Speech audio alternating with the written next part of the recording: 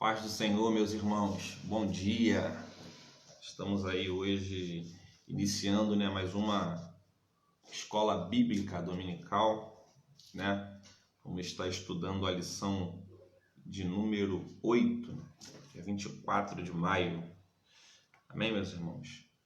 Você que está em casa aí, já vai compartilhando essa live, convida seus familiares, esposo, esposa, filhos, para estar assistindo essa live aí. Eu tenho certeza que Deus tem uma palavra, para liberar na sua direção. Amém, meus irmãos? Nós vamos estar orando, para começar, para dar início a essa live. Amém, meus irmãos? Você que está em casa, me acompanha, por favor. Senhor, nosso Deus, nosso Pai, graças te damos, Senhor, por mais um dia de vida que o Senhor nos concede nessa manhã. Queremos te louvar, te bendizer, Pai, te louvar e te agradecer pelas tuas maravilhas, pelo fôlego de vida, Pai, pelas bênçãos que o Senhor tem deixado e derramado sobre nossas vidas. Nós queremos te louvar, Pai. Essa manhã estaremos dando início a uma aula de escola bíblica dominical. Peço que o teu Espírito Santo, Pai, possa nos conduzir, que o Senhor possa aplicar, Senhor, os ensinamentos aqui, Pai, ministrado na tábua, Senhor, dos nossos corações. Senhor, fala conosco, nos ajuda, Senhor, abre o nosso entendimento, Pai, a nossa compreensão, Pai, para que possamos aprender de Ti, Pai. Fica conosco, nós te louvamos, nos dá uma lição abençoada, Pai, é o que nós choramos e que nós te pedimos, Pai, em nome de Jesus. Amém, amém. Vamos lá, meus irmãos, vamos estar lendo aqui, a lição número 8, que diz o seguinte, apresentando ao Senhor nossos questionamentos, ok? Textuário. O textuário, irmãos, vai estar baseado, ali em Salmos, capítulo 73. Diz assim o textuário: mas para mim, bom é aproximar-me de Deus, pus a minha confiança no Senhor Deus para anunciar todas as tuas obras. Salmo 73, verso 28. Verdade aplicada. Como filhos de Deus, podemos apresentar a nosso Pai temores e nossas angústias e incertezas. Novamente, verdade aplicada. Como filhos de Deus, podemos apresentar a nosso Pai nossos temores e nossas angústias e incertezas. Ok? Texto de referência, Salmo 73, verso 1. Diz assim: verdadeiramente bom é Deus para com Israel, para com os limpos de coração. Salmo 77, 3. Diz assim: lembrava-me de Deus e me perturbei, queixava-me e o meu espírito desfalecia. Sustentaste os meus olhos vigilantes, estou tão perturbado que não posso falar. Rejeitará o Senhor para sempre e não tornará a ser favorável? Verso 11. Lembrar-me-ia, pois, das obras do Senhor, certamente que me lembrarei das suas maravilhas da antiguidade. As águas te viram, ó Deus, as águas te viram e tremeram, os abismos também se abalaram. Amém, meus irmãos? Glória a Deus. Então nós vamos dar início, a essa lição.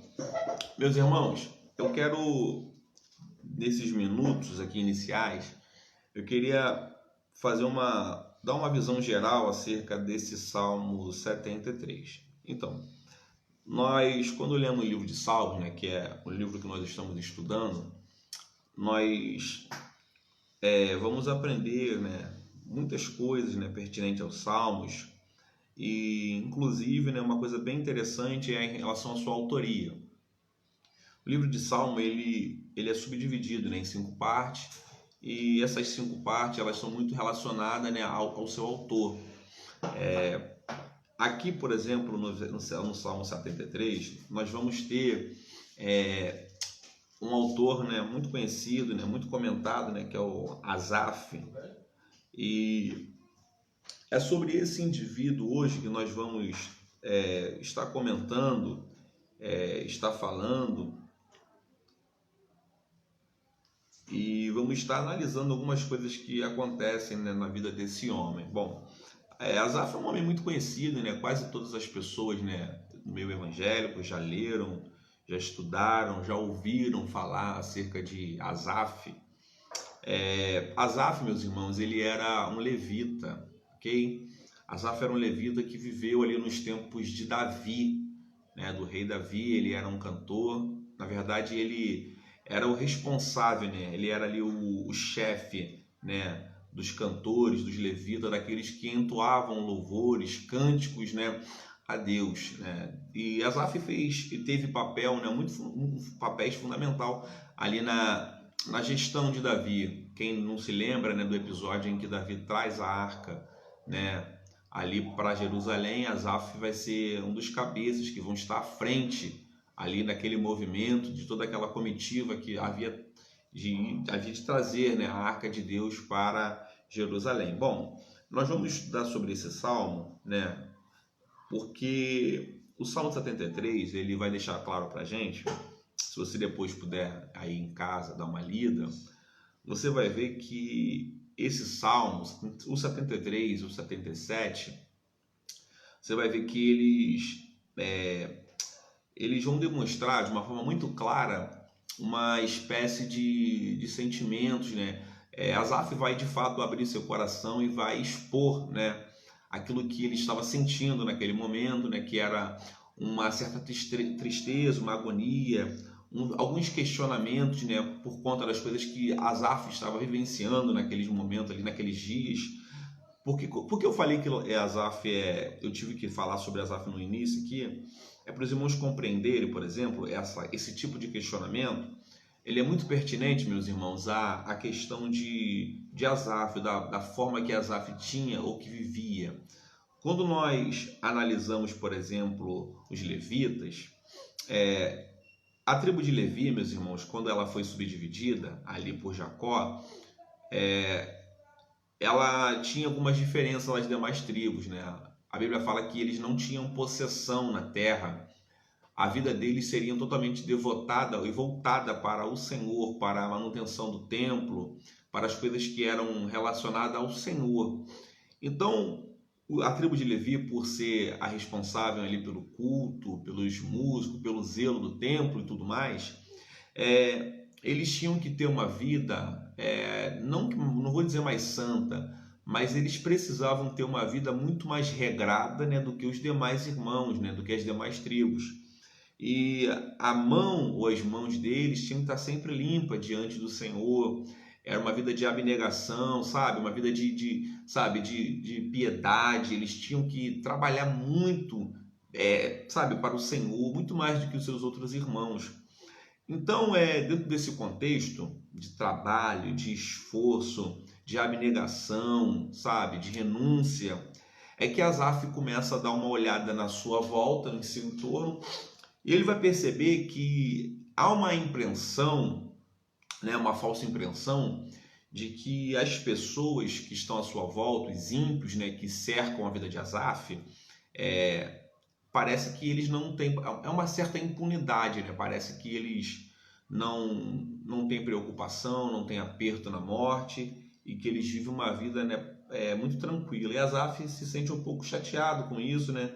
Porque parece que a justiça de Deus não prevalece. Então, é nesse contexto que ele leva a Deus alguns dos seus questionamentos, né? Reclamando, né? Sabe? Na verdade, abrindo mais o seu coração do que reclamando com Deus, né? Nós vamos estudar isso aqui mais à frente, mas os irmãos vão compreender o que Asaf está reclamando, né? Qual é a sua aclamação aqui nesse momento, tá?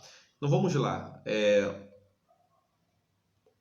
Tópico primeiro, diz assim: o Salmo 73, ele registra pensamentos e questionamentos presentes na mente humana ao longo da sua existência, passando por Jó, Jeremias, chegando aos nossos dias, como a prosperidade dos ímpios e o desafio de prosseguir vivendo segundo os valores cristãos e em santidade. Então é o seguinte, o Salmo 73, como eu já falei aqui, ele registra, né, alguns pensamentos presentes na mente humana, ok? O que aconteceu com Asaf, é bom nós frisarmos isso aqui, não é uma coisa que aconteceu lá e que não vai acontecer aqui, ok, meus irmãos? Você que está em casa, que está ao alcance da minha voz, você sabe tanto quanto eu que a nossa travessia, a nossa passagem nessa terra, muitas vezes nós passaremos por questionamentos, os porquês da vida, por que certas coisas acontecem ou por que certas coisas não acontecem. Então, isso é um conflito, né, muito presente, muito comum, né, no nosso meio. Até porque nós somos seres humanos, nós temos sentimentos, e muitas vezes quando o nosso sentimento humano, quando a nossa alma está angustiada, né, nós temos uma tendência, né, de reclamar, de questionar, de chorar, né, que nada mais é do que uma expressão, né, que vem de dentro da nossa alma, né, e a gente acaba externando, né, de forma audível, ou seja, quando nós falamos ou quando nós demonstramos com atitudes e por aí vai, ok, meus irmãos? Então esse salmo ele vai registrar um pensamento, né, um sentimento interno preso dentro da vida de Asaf que ele agora começa a colocar para fora, e ao nosso ouvido ou a priori nós vamos ver que parece que ele está questionando, que ele está murmurando contra Deus, que ele está revoltado com Deus. Isso não é uma verdade, né? Nós vamos entender aqui o porquê desse sentimento, né, que vive, ou que Asaf está atravessando. Vamos lá. Primeiro, tópico 1.1, diz assim: a bondade de Deus. A primeira reflexão realizada pelo salmista consiste na bondade de Deus, né, para com Israel e com os limpos de coração. É o Salmo 73, verso 1. Ele inicia e finaliza o salmo com declaração de fé. Então vamos lá. Em sua mente passaram muitos pensamentos e questionamentos, mas verdadeiramente Deus é bom, né? Verdadeiramente bom é Deus. O apóstolo Pedro, né, ele exortou aos seus destinatários que já tiveram a experiência que o Senhor é benigno, lá em 1 Pedro 1, 2 e 3, diz assim, meus irmãos, 1 Pedro 2, 3, diz assim: então deveriam prosseguir em um contínuo crescimento espiritual. A maior demonstração da bondade de Deus foi enviar seu Filho Jesus Cristo para nos salvar, Romanos 5, 8.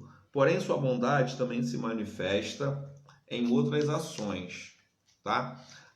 Até para com os ingratos e maus. Aí tem Lucas 6, 35. Ainda assim, é possível uma pessoa desprezar a riqueza da bondade de Deus. Então, como eu falei anteriormente, vamos começar na parte prática aqui. É o seguinte: a primeira reflexão que Asaf faz é acerca da bondade de Deus. Então, é bom a gente olhar isso aqui, por quê? Você vai ver que Asaf, ele demonstra uma certa tristeza, alguns questionamentos, mas em relação ao ímpio, ao homem. Esses questionamentos, eles não são em relação a Deus, ou seja, ao caráter de Deus, a pessoa de Cristo, a pessoa de Deus, ou seja, o que Deus representava. Não. Asaf, embora reclame das coisas que acontecem, ele tem dentro de si uma crença que parece ser inabalável, que é o seguinte: Deus de fato ele é bom. Eu sei que parece que a impiedade ela está imperando, parece que as coisas ruins acontecem, parece que o ímpio tem uma vida melhor, né? Vou botar entre aspas aqui, do que o justo, mas isso não tira de Deus a sua bondade. De fato, Deus ele é bom para Israel, e Deus ele também é bom para aqueles que são limpos de coração. Então, esse aqui é um atributo de Deus, do caráter de Deus, ou seja, a bondade e a demonstração, a maior demonstração de que Cristo é bondoso, que Deus é bondoso, é justamente quando ele entrega seu filho, né, para ser morto para a expiação de nossos pecados, irmãos. Quando você olha isso, você olha para a humanidade inclinada, caída debaixo do pecado, e você vê um Deus entregar aquilo que ele tinha de melhor, que era seu filho, santo, perfeito, e entrega seu filho nas mãos dos pecadores para que eles pudessem maltratar e matar seu filho. Isso é a maior expressão de amor que Deus poderia ter para a humanidade. Então, se tem uma coisa que nós não podemos falar é que Deus não é bondoso, ok, meus irmãos? Deus ele é bondoso, ele é benigno, ele é misericordioso. Isso são atributos, né, muito forte que nós podemos analisar em relação a Deus, ok? E isso em toda parte da história você vai ver que Deus ele sempre vai ser bondoso. Ele é justo, mas ele também é bondoso. Ele é amoroso, mas ele é bondoso. Ele sabe, ele penaliza seus filhos, ele requer uma santidade, uma vida santa, mas ele é bondoso. Então, isso sempre vai estar, né, nas atitudes de Deus, a sua bondade. Então, vamos lá. 1.2, resistindo à tentação. Após refletir sobre a vontade ou sobre a bondade de Deus, o salmista analisa sua conduta e expressa: quanto a mim, os meus pés quase se desviaram. Aí é o verso 2 do Salmo 73. Sua fé por um momento abalou-se, quase cedeu aos encantos da tentação, esquecendo-se da bondade de Deus. É como se os desvaneios do coração e da mente tivessem provocado um abalo na confiança do salmista e na certeza acerca da bondade de Deus. É necessário guardar nossos corações e mentes. Propostas são apresentadas todos os dias com a única finalidade de desviar o ser humano do caminho do Senhor e induzi-lo ao pecado. Adão e Eva sucumbiram diante da tentação da serpente, mas Cristo resistiu à tentação promovida pelo diabo. Então vamos lá, resistindo à tentação. Então aqui, o que o escritor está colocando para a gente é o seguinte: a visão acerca da bondade de Deus, automaticamente a sua fé ela vai se sentir, ou ela vai acabar sendo abalada, tá? Então, a murmuração, a incredulidade, ela é um indício muito forte, né, da falta de fé. Ok, meus irmãos? Você vai ver que quando o escritor põe para a gente aqui, ele fala que a sua fé, ela, por um momento, ela é abalada. Mas por que a fé de Asaf, um homem que conhecia Deus, que estava sempre ali cultuando a Deus, sempre relacionado com os trabalhos do culto, com a manutenção da obra, sabe? Aplicado ali, vamos dizer assim, ativo na obra. Como é que um homem como Asaf, ele se sente desse jeito? É simplesmente quando ele para de olhar para a bondade de Deus. Então, automaticamente a dúvida, ela começa a permear o seu coração. Quem não se lembra do episódio em que Jesus ele está andando sobre as águas e ele avista Pedro, melhor, ele olha para os discípulos com medo, pensando que era um fantasma, e Jesus fala: olha, não temas, sou eu. E Pedro vai tomar a palavra, vai falar assim: Senhor, se és tu mesmo, manda que eu vá ter contigo. E o texto vai dizer que Cristo fala assim: seguinte, Pedro, vem.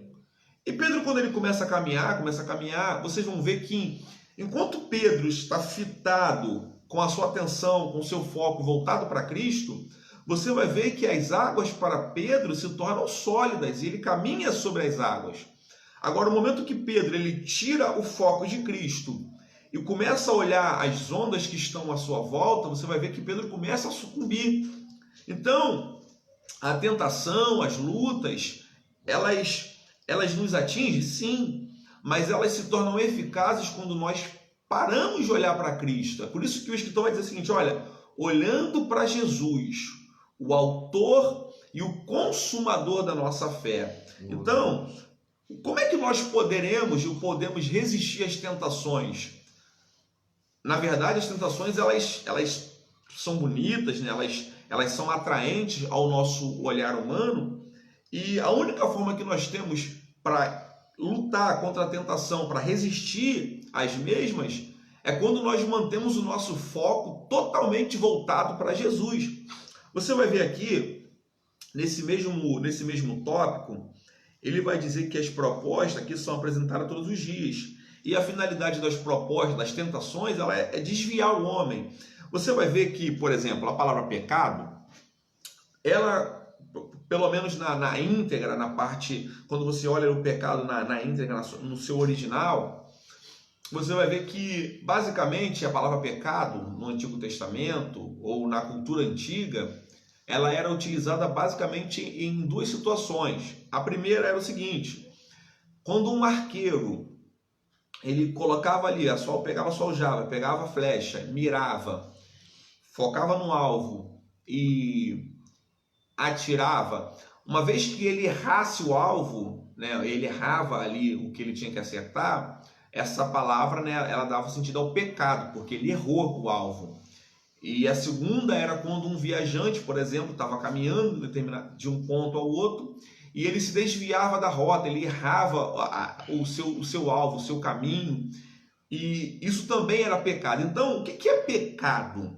É quando nós nos desviamos do propósito original. Todas as vezes que eu me afasto do propósito de Deus, eu cometo pecado, ok? Então, a tentação, ela vem com esse propósito, que é de nos afastar de Deus, colocar muitas vezes dúvida no nosso coração, abalar a nossa vida, a nossa crença, o nosso pensamento para com Deus.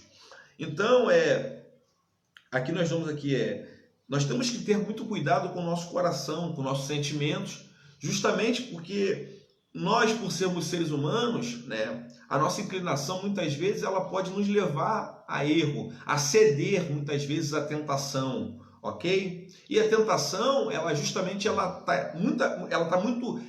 tá ligada ali intrinsecamente àquilo que nos agrada, né? A Bíblia fala que por aquilo que nós somos agradados, por isso nós somos tentados. Então, você sempre vai ser tentado por alguma coisa que você se sente atraído. Por isso que nós devemos esconder os nossos sentimentos em Cristo Jesus, de forma que a gente possa resistir às tentações, lutar contra elas e não ceder, ok? Devemos manter o nosso olho, o nosso foco, a nossa atenção voltada para Cristo Jesus. Tá bom, meus irmãos? Então vamos lá. A inveja, 1.3. O salmista declara que foi tomado por inveja ao ver a prosperidade dos ímpios. Olha aqui. Quando ele olha para aquilo que ele pensa ser uma prosperidade dos ímpios, ou seja, ele não tem mais um foco em Deus. Então você vai ver que quando você perde o foco em Deus, automaticamente você está proposto, né, a se pegar olhando para as coisas desse mundo, ok? Então assim, o salmista declara que foi tomado por inveja ao ver a prosperidade dos ímpios. Ao analisar as circunstâncias que estavam diante dos seus olhos, sua fé foi abalada. Asaf olhou para os ornamentos externos, ou seja, as riquezas e a saúde dos ímpios, olhou para o fato de os ímpios não sofrerem em sua morte, de eles esboçarem uma aparente alegria, e deixou seu coração ser tomado pela inveja. Esse terrível sentimento está presente no cotidiano da igreja, desde a antiguidade. Na igreja de Corinto haviam sérios problemas, mas decorrentes da inveja. A inveja pode levar à prática de diversas atrocidades. Então, olha só. Aqui nós estamos olhando que uma crise de fé, né? Uma crise onde a sua fé, aquilo que ele confiava, se sente abalado. E você vai ver que o sentimento que Asaf agora passa a sentir é um princípio, né, de um sentimento de inveja, ok? Ele passa agora a olhar para a vida dos ímpios e agora ele começa a fazer uma análise. E na análise dele, no julgamento de Asaf, parece que o ímpio ele tem uma vida melhor, né, do que o justo. Aqui, meus irmãos, é um dilema muito normal, tá? Que acontece muito, né, nos nossos dias. Justamente quando o crente, quando o cristão, seja ele quem for, ele olha para o ímpio e olha para a sua vida e parece que a sua vida não tem sentido.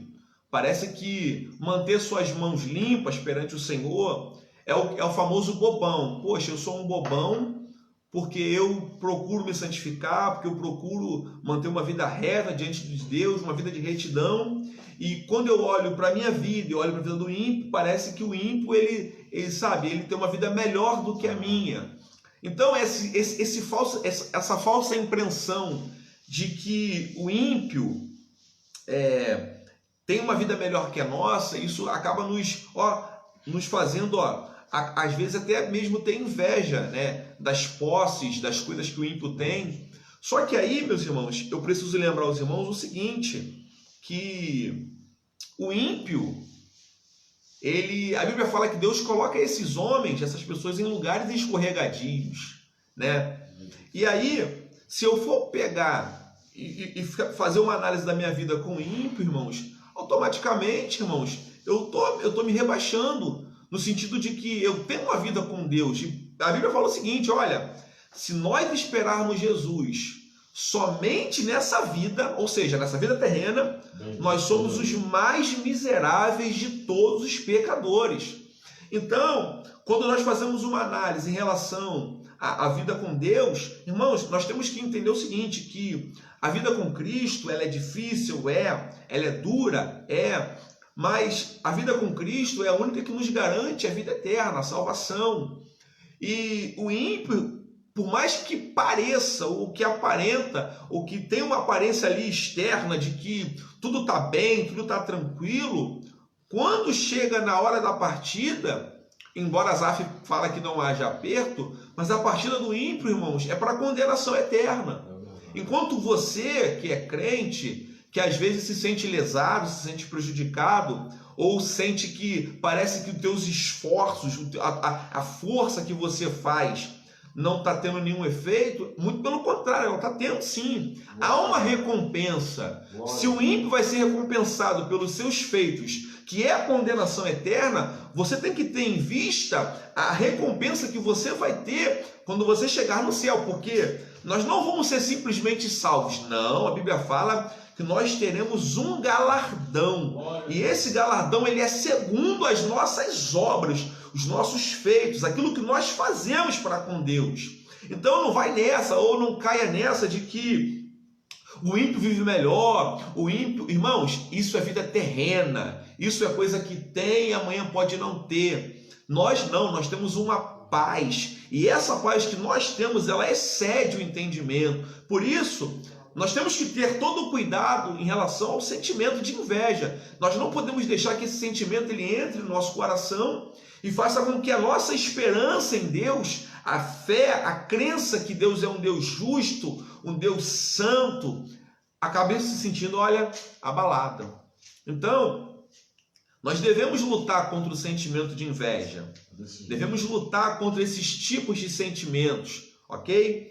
Porque esses sentimentos, eles podem nos levar a uma queda, a uma vida, totalmente desregrada. Ok, meus irmãos? Glória a Jesus. Diz assim, 2, tópico 2. Vencendo o sentimento de inveja. Aqui nós falamos da inveja de forma, básica. Agora nós vamos ver, como vencer, ok? Uma coisa que nós temos que ter em mente é o seguinte: como é que nós enfrentamos problemas da vida? A primeira coisa que eu tenho que saber é o seguinte: eu tenho que me conscientizar que existe um problema. Eu tenho que saber, não, isso aqui de fato é um problema. O que acontece hoje é que muitas vezes a gente quer fingir que não existe um problema como se isso fosse algo bom, mas não é. Eu tenho que saber, não, realmente eu tenho um problema aqui, eu tenho uma dificuldade em relação a isso aqui, eu tenho uma dificuldade em relação a isso aqui. Esse é o primeiro passo para que eu possa vencer, ou para que eu possa buscar ferramentas espirituais, para que eu possa vencer a inveja, uma vez que ela não se dá na área material, né? Ela corrói o ser humano por dentro, ok? Então vamos lá, vencendo o sentimento de inveja. Diz assim: ao presenciar a prosperidade dos ímpios, Asaf questiona o valor da santidade. Então vamos lá.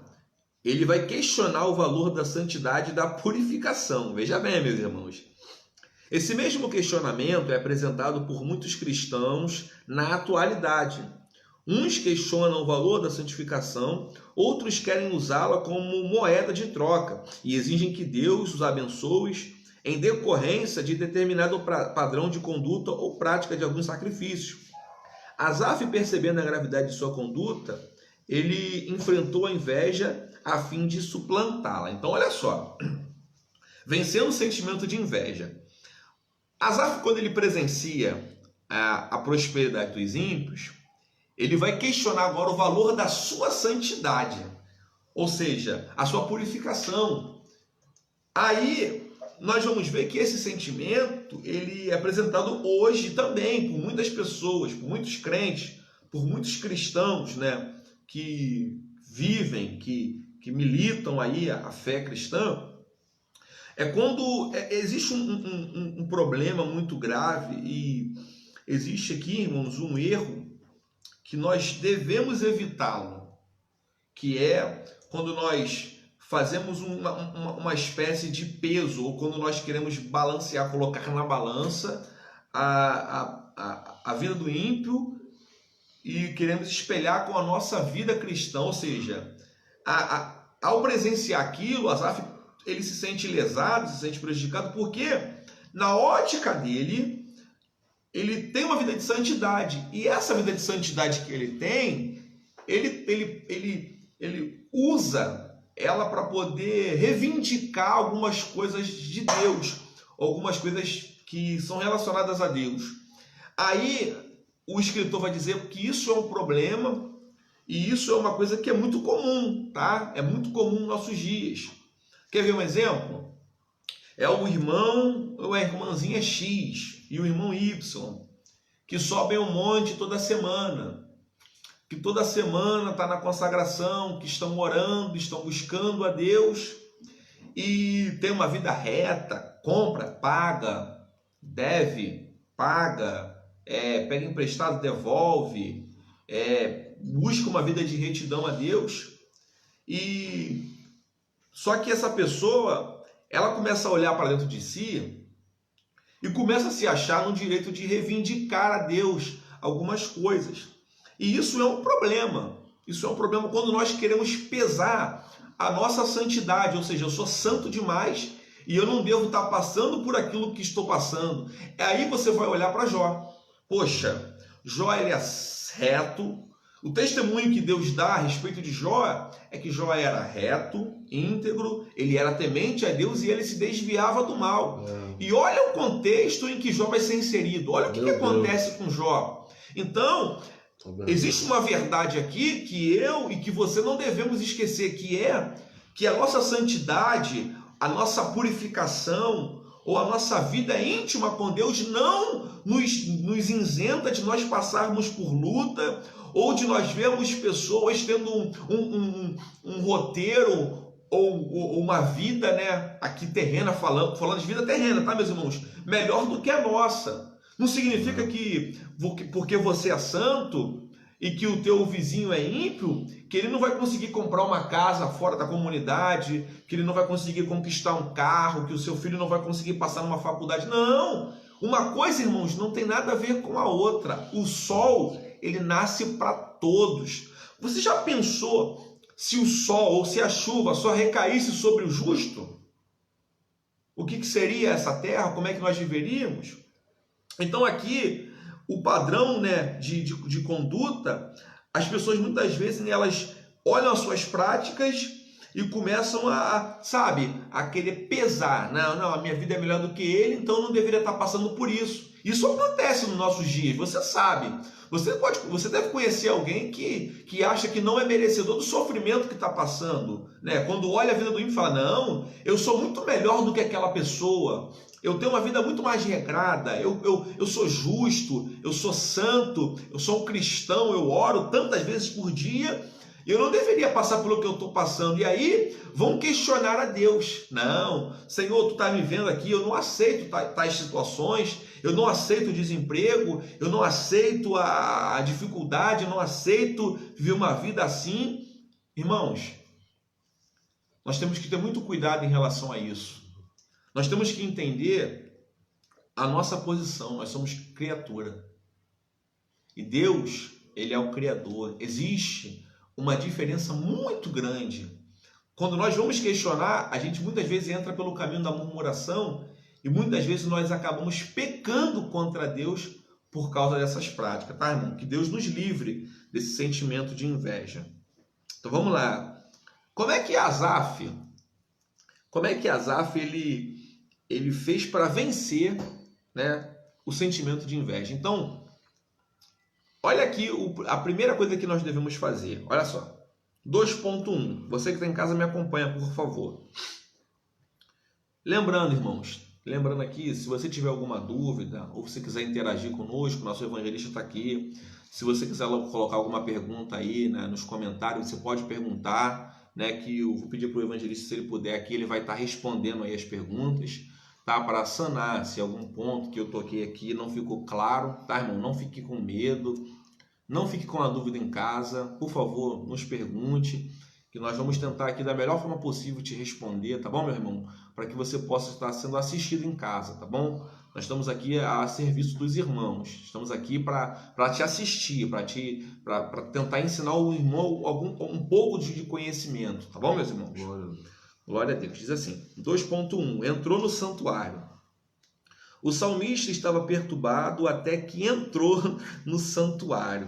Então ocorre uma mudança de postura ao entrar no lugar de adoração. Neste momento, deixe de focar os seus olhos nas supostas prosperidades dos ímpios e foque os seus olhos em Deus. Mateus 6:22. As observações anteriores do salmista lembram a postura dos que esperam de Deus somente os benefícios materiais, riquezas e favores deste mundo, como resultado de procurar agradá-lo. Após entrar no santuário, percebeu que o relacionamento com Deus, ele vai muito além. Aprendemos aqui que Deus não deve ser tratado como um objeto, amuleto ou serviçal, mas sim como aquele que deve ser adorado. Deus não está a serviço do homem. Deus, ele é Deus. Ele é o eu sou. Então, nós vamos ver aqui, por exemplo, como é que Asaf, o que Asaf fez para vencer, para lutar contra o sentimento de inveja. E ele vai dizer o seguinte: até que eu entrei no santuário. Eu vou ler aqui para os irmãos o Salmo 73, para os irmãos compreenderem o que eu estou falando, né? O Salmo 73, o verso 16 e 17, diz assim: quando eu pensava em compreender isto, ou seja, a prosperidade dos ímpios, né? E a vida que eles têm parece ser boa, olha só, quando ele para e foca nisso, ele fica sobremodo perturbado. Aí no verso 17 diz assim: até que eu entrei no santuário de Deus, então eu entendi o fim deles. Então, o que ele está querendo dizer aqui, né? E o que eu posso trazer para a minha vida? Asaf está olhando para os ímpios e está reclamando, está fazendo os seus questionamentos, né? Ele está levando a Deus os seus questionamentos, parece que nada dá certo, parece que ele tem uma vida que não está de acordo, parece que tudo que ele fez não tem valor nenhum, parece que o ímpio prospera muito mais do que ele, parece que as pessoas que não temem a Deus, que não andam segundo a sua vontade, não tem nenhuma diferença de nós. Mas aí, quando ele tenta entender isso, ele vai dizer que ele fica de uma forma, né, muito grande, perturbada. Ele não consegue compreender isso, parece não fazer sentido na mente de Asaf, ou seja, parece que a justiça de Deus ela não prevalece. Mas ele entra no santuário de Deus. Então, quando ele entra no santuário, no verso 17, a Bíblia fala que eu entendi, eu consegui compreender o que acontece na verdade, o que de fato existe, o que de fato Deus faz com essas pessoas. Então, o santuário aqui para nós significa a nossa volta, o nosso regresso, a nossa atenção voltada para Deus, ou seja, de forma de adoração. Irmãos, nós temos que compreender que, aqui como ele escreveu, a nossa vida com Deus, ou melhor, Deus não pode ser tratado como um objeto, um amuleto, né? Ou como um serviçal. Não, nós não podemos tratar Deus dessa forma. Ou seja, eu faço isso e Deus me dá isso. Eu faço isso e Deus me dá isso. Existe uma coisa que a gente fala muito nos nossos dias atuais, que eu não quero criticar a fala, mas eu quero fazer aqui um contraponto, tá? Que é o seguinte: as pessoas falam muito isso, né? Quando você trabalha para Deus, Deus trabalha para você. Aí, a princípio, né, parece uma coisa legal, né? Parece até uma via de mão duplas, porque eu faço para Deus e Deus faz para mim. Só que aí, pensa comigo, A partir do momento que eu fizer para Deus e Deus decidir não fazer aquilo para mim na hora que eu desejo, vai parecer que Deus ele é infiel. Vai parecer que Deus é injusto. Vai parecer que Deus não está atento às coisas que eu estou fazendo. Então, a gente acaba entrando pelo caminho da murmuração. Porque é verdade, é fato que Deus de fato trabalha. Deus ele trabalha ao nosso favor. Eu não quero desacreditar os irmãos disso, não. Até porque se eu desacreditar que Deus trabalha em meu favor, a minha fé vai estar abalada. O que eu tenho que entender é o seguinte, que Deus trabalhar ao meu favor não significa que Deus vai trabalhar na minha vida na hora que eu quero. Ou seja, que o emprego vai chegar na hora que eu quero. Ou que a casa própria não vai chegar na hora que eu quero. Ou que as outras bênçãos que nós esperamos, a causa na justiça, entre outras coisas materiais que nós aspiramos, mas aí eu olho para essas coisas e eu trabalho para Deus. Deus não trabalha para mim porque na minha ótica é o seguinte, Deus só trabalha para mim quando eu sou abençoado, ou quando o trabalho chega, ou quando a provisão chega. Então, quando as coisas não chegam, parece que Deus é injusto.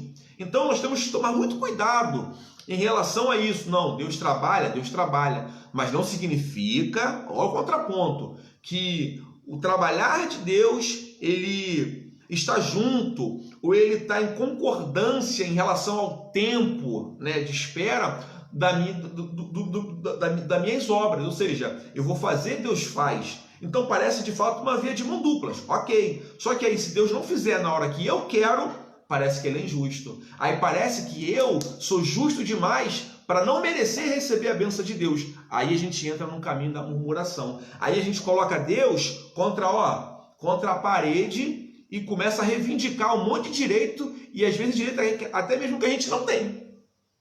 Ok? Então, eu tenho que fazer como Asaf, eu tenho que entrar no santuário. O santuário aqui para a gente fala de local de adoração, um local de reverência, de culto a Deus, de confiança. Quando nós adoramos a Deus, nós depositamos a nossa confiança nele.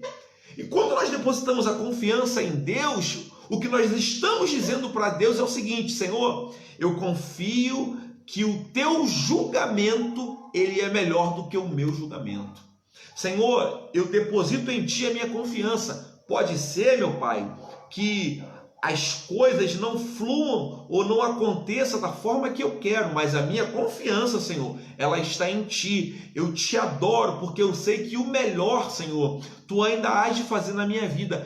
Eu confio, Senhor, que a forma de lidar com a minha vida, o Senhor tem ela nas suas mãos. Então, quando Asaf ele entra no santuário e começa a esquecer agora dos homens e focar a sua atenção em Deus, você vai ver que o sentimento muda. Ele fala assim, não, agora eu entendo.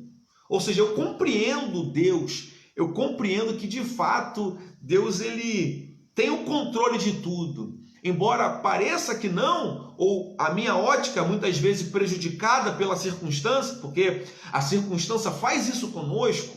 Quando nós estamos passando por uma dificuldade, seja ela qual for, familiar, financeira, espiritual, a primeira coisa que nos prejudica é a nossa visão, é o nosso julgamento, ou seja, nós não conseguimos julgar com exatidão. Por quê? Porque a pressão está sobre nossas vidas. Então, quando ele entra no templo, ele deposita toda esse desgaste emocional, os questionamentos, ele coloca diante de Deus. E aí, ele vai compreender o que acontece com aqueles que são ímpios. Ele vai compreender que, de fato, o seu lugar de santo não é pior do que o lugar do ímpio. Não. Ele olha se não realmente tem uma recompensa. E eu sei que Deus ele me guarda. Agora, os ímpios, vamos ver o que acontece aqui com os ímpios. Vamos lá.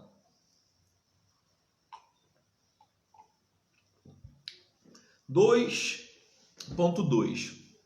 Vamos lá que o tempo está correndo. Ao entrar no santuário, reconheceu que precisava de um conserto com o Senhor. O salmista estava passando por uma crise de fé muito forte, a ponto de questionar sobre a necessidade de manter uma vida de santificação. Olha o perigo, irmãos. Assim, era preciso reavivar a fé, era preciso renovar a aliança. Tal qual Asaf, em muitos momentos da nossa vida, precisamos ser restaurados pelo Senhor. As lutas pelas quais passamos, as frustrações que temos, podem nos levar à descrença, à desesperança. Vários homens de Deus, precisaram passar pelo caminho da restauração, seja porque eles pecaram, a exemplo de Davi, que na lição de número 6 que o evangelista deu, ou seja porque ao enfrentar os desafios, experimentaram a fraqueza e desânimos como Elias. Então, o ser humano, ou Asaf, aqui que representa o ser humano, ele percebe que, ele reconhece que ele precisa de um conserto com Deus, se consertar, com Deus. Aí eu queria tocar num ponto muito,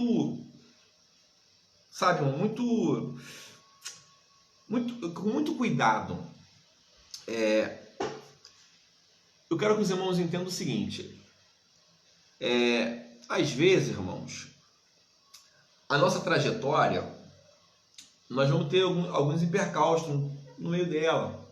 Muitas vezes o nosso itinerário está marcado por pontos de turbulência, de lutas, de dificuldades. E às vezes essas lutas, essas dificuldades, muitas vezes elas revelam o nosso íntimo, o adorador que nós somos. Mas em contrapartida, essas dificuldades muitas vezes elas revelam o pior de nós, aquilo que nós temos de pior dentro do nosso ser. É o camarada que passa pela dificuldade e na dificuldade, ao invés de ele se voltar para Deus, de pedir a ajuda de Deus, ele deixa aflorar, a revolta dentro de si, esse sentimento ruim. E quando o homem faz isso, ele peca contra Deus. É por isso que Asaf, ele reconhece que ele precisa de um conserto, ou seja, eu preciso me consertar com Deus. Quando ele está dizendo o seguinte: olha, essa atitude ou essa postura que eu estou tomando não é uma postura que agrada a Deus, então eu preciso me consertar com Deus. É simples. Simples tanto quanto. Não, essa atitude aqui, esse caminho que eu trilhei, não é o caminho que agrada ao Senhor, então eu preciso me consertar com Deus. Quantos de nós, ou quem de nós nunca entrou por um caminho e depois viu que o caminho que nós estávamos trilhando, a atitude, a nossa atitude de forma geral, não, essas atitudes aqui, caramba, elas não estão muito corretas, então eu vou fazer o seguinte: eu vou voltar atrás, eu vou tirar o meu pé e eu vou voltar pelo caminho. Eu aconselho você que está em casa a ler um livro muito interessante, que é o livro O Peregrino. Nesse livro, você vai ver que há momentos que ele entra por caminhos, por atalhos da vida, e ele vê que quando ele entra por esses atalhos da vida, ele vai ver que ele se afasta do projeto original, ou seja, da rota traçada por Deus, do itinerário que Deus havia traçado para ele. Então, quando nós fazemos isso, nós temos que nos consertar, ok? Nós temos que analisar nossa vida para com Deus. Não, eu preciso reavivar a aliança que Deus fez comigo. Eu preciso, se eu estou deixando isso aqui aflorar em mim, significa que eu já estou um passo da queda, já estou um passo de me desviar do propósito original. Quem não lembra de Abel, de Caim, que Deus falou: olha, Caim, o pecado já está à porta, e se você não lutar contra ele, vai te dominar, entendeu? Ou seja, você está deixando aflorar a tua raiva, tá? Mas se você não lutar contra essa raiva, o que vai acontecer é que ela vai dominar você e você vai ter um momento que você não vai ter mais controle. Então, volta, conserta a tua rota, corrige o seu itinerário e volta para os caminhos do Senhor. Aí eu falo assim: poxa, mas eu sou crente. Eu posso ser crente e me afastar dos caminhos do Senhor dentro da igreja? Posso. Quando eu deixo de seguir a vontade de Deus, eu estou pecando. Eu preciso voltar e me consertar com Deus. Eu preciso fazer uma curva, voltar, olhar onde eu caí, lembrar de onde eu caí e aí então retomar a rota que Deus traçou para a minha vida. Ok? a prosperidade dos ímpios é temporária. Olha aí. 2.3.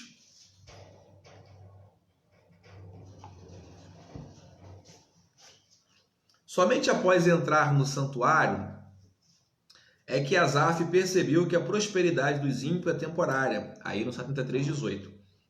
A posição, a soberba e as riquezas ocupadas pelos ímpios são precárias. Elas não subsistem à ação de Deus. A Bíblia traz diversos relatos de pessoas que se sentiram poderosas, independentes de Deus e caíram em ruínas, como, por exemplo, o rei Nabucodonosor. Então aqui, irmãos, vamos olhar. A prosperidade dos ímpios ela é temporária, ok? Quando Asaf ele entra no santuário, ele vai reclamar com Deus, ele vai colocar diante de Deus, né, fazer a sua colocação, ele vai perceber a luz, vai clarear a sua visão, e ele vai perceber que a prosperidade dos ímpios ela é temporária, ok? Ela é temporária. Eu queria reportar aos irmãos a uma passagem, né, do Novo Testamento que fala sobre o rico e Lázaro, tá? Lázaro ele foi um mendigo, foi um homem pobre, ele um homem simples, e havia um homem rico, né? Teve muito dinheiro, tá? Quando os dois morrem, o texto vai dizer que Lázaro vai para o seio de Abraão e o rico vai, né, para o inferno, vai ali para o céu. Quando chega lá, um pede, né, ou melhor, o homem rico pede para Lázaro, né, molhar o dedo e colocar sobre ele, porque ele estava passando por uma tormenta muito grande. E aí você vai ver naquela parábola que Jesus propõe o seguinte, o contraste, né, de um justo, vamos colocar assim, e o contraste de um ímpio.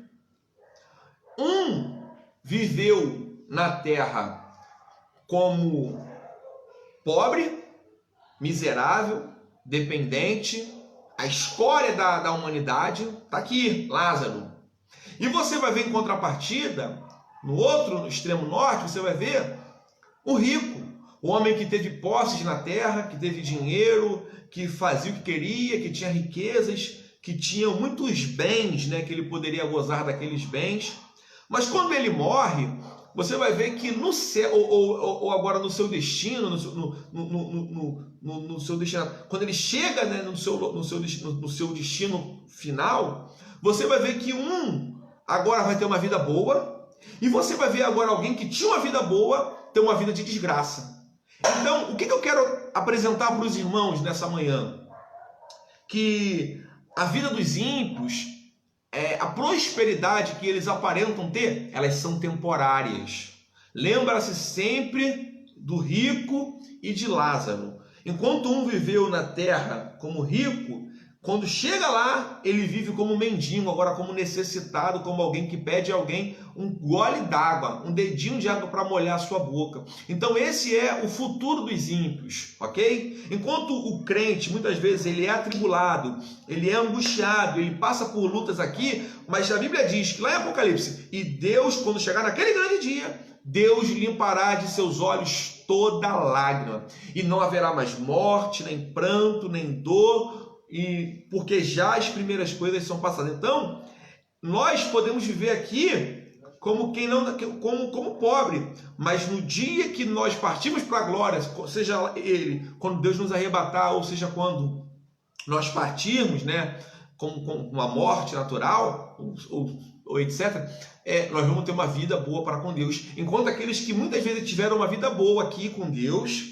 ou com a terra, com a humanidade, com as pessoas, com os prazeres da vida, vão viver como um mendigo na sua eternidade. Então, a prosperidade dos ímpios, ela é temporária. Não se iluda, meu irmão, não se iluda. Não adianta viver como rico aqui e chegar lá, viver como um pobre necessitado, tá bom? Que Deus nos livre desse tipo de condenação, que Deus nos guarde. Vamos lá, tópico 3, vamos lá. Clamando em meio à angústia, né? O Salmo 73 trata dos conflitos existenciais relacionados à fé. Quanto ao Salmo 37, podemos dizer que é o clamor da alma angustiada.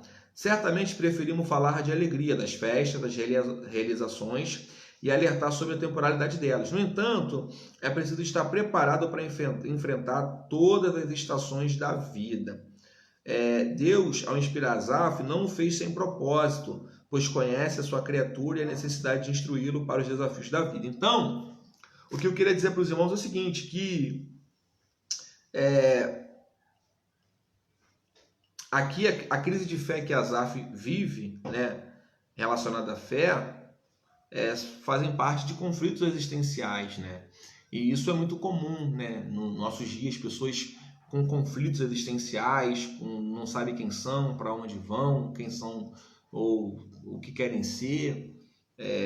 Esse é um problema muito sério, né, que nós estamos atravessando no século XXI, onde pessoas têm até se matado, dado cabo da sua vida, por causa desses conflitos existenciais, não conseguem viver com a realidade que eles vivem ali, não conseguem suportar a sua realidade. Então, irmãos, é bom a gente olhar e saber que a nossa trajetória na face da Terra, ela em alguns momentos ela vai ter, né, tribulações, turbulências. Não significa, irmãos, que nós estamos isentos disso. Não, muito pelo contrário. Mas agora, existe uma garantia para nós que seria que é, na verdade, bem forte, que Cristo vai estar conosco todos os momentos da nossa vida, ok? Eu sei que eu estou falando aqui, talvez você esteja em casa me ouvindo, e talvez você esteja até passando por um problema que eu não vou me arriscar a falar que eu imagino, que eu não posso nem imaginar, ok? Tem pessoas que estão passando por momentos de crise, dificuldade, né, o desemprego, muitas vezes batalha, algumas pessoas com enfermidades até na alma, com questionamentos, e talvez não haja nenhuma palavra que eu possa falar aqui para você que vá te confortar. E eu nem quero fazer isso aí, mas eu quero só te lembrar que Deus, ele nos garantiu que estaria conosco todos os dias da nossa vida, ok? O que eu estou falando aqui é um resumo, né, praticamente aqui dos dois pontos. Ou seja, Cristo vai estar conosco. Lembre-se sempre que você tem um consolador, você tem um amigo. Quando o auxílio da terra faltar, quando o pai, quando a mãe te abandonar, quando o amigo que diz que é teu amigo não ficar mais do seu lado e não compreender suas dificuldades, lembre-se sempre, você tem um pai, você tem paternidade, você não é órfão, não, você tem Deus, você tem alguém que te ajuda, que te fortalece, que escuta o teu clamor, que te compreende, tá bom? Lembre-se sempre disso, meu irmão. Hoje, dia 24 de maio, lembre-se do que o irmão Cláudio está falando para o irmão, ou para a irmã, para os jovens, seja lá para quem for que esteja ao alcance da minha voz.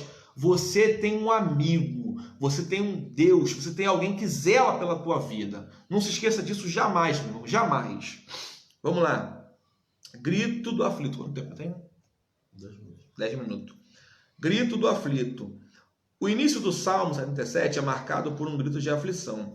Asaf relata o seu estado de angústia e a ação de buscar ao Senhor. A aflição era tamanha que o salmista se recusa a ser consolado. Duas lições aprendemos na primeira passagem, né? Na presente passagem. A primeira coisa que a gente aprende: a angústia pode atingir qualquer ser humano.